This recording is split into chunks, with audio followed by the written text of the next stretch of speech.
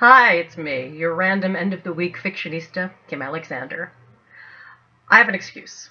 I was all ready to film a vlog post 2 weeks ago, but I had a little condition. I had a problem that most normal human beings don't encounter. See, I went to rub my eye, because pollen, right? And I lost control of my limbs. I blame gravity.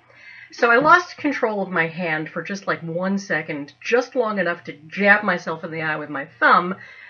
And long story short, this is what I spent the last 2 weeks looking like. Let me tell you, it was super sexy. And by super, I mean terrifying, and by sexy, I mean disgusting.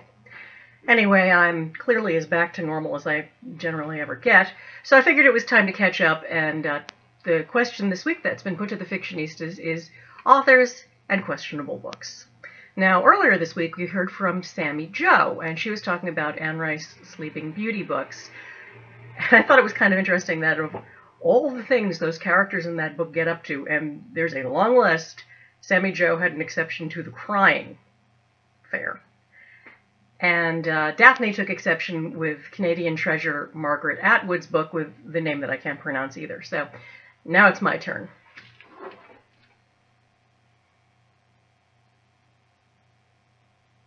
I just don't know what to do with it.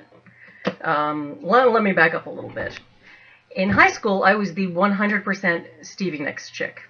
Here's a rare, candid photo of me running for the school bus in 10th grade. I was blonde back then.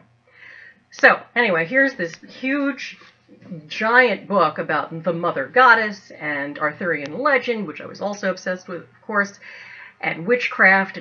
And it's a feminist retelling of a story that I really loved anyway, so basically it's proto-goth girl catnip. I've been dragging this thing around since 1983. I have moved this book, put it in a box, and carried it up flights of steps 13 times. And even before I found a little bit more out about the author, which I'm going to get to, I had to admit there were issues with this book. It's a long-ass book, obviously, and not necessarily in a good, like, Game of Thrones kind of long-ass book kind of way. It's kind of draggy and boring in places. The all-powerful mother goddess witches are much harder on themselves than they are on anybody else, and they don't really do any smiting to save their way of life or save the kingdom. This book contains the dullest three-way sex scene I have ever read, and I speak to you as somebody who's plowed their way, so to speak, through all 50 Shades of Grey books. And then, very recently, I stumbled across the story of the personal life of the author, Marion Zimmer Bradley.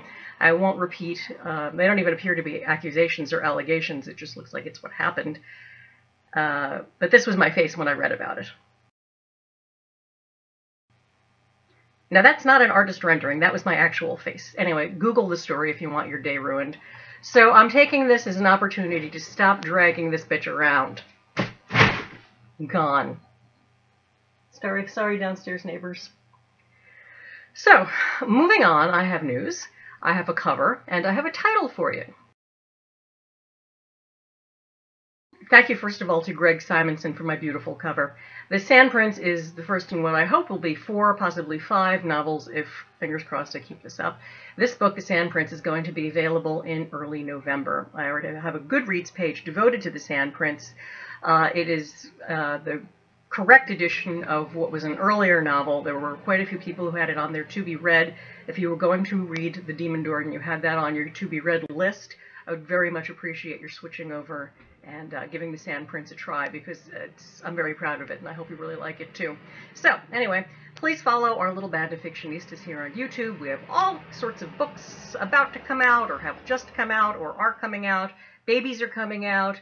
Kittens are coming out, and robots, and fish, and Denny Basenji apparently is making a run for the presidency. It's like a primary debate with fewer clowns and more animals. Anyway, assuming I don't weirdly injure myself again, which, you know, that's really 50-50, I will look forward to seeing you next week.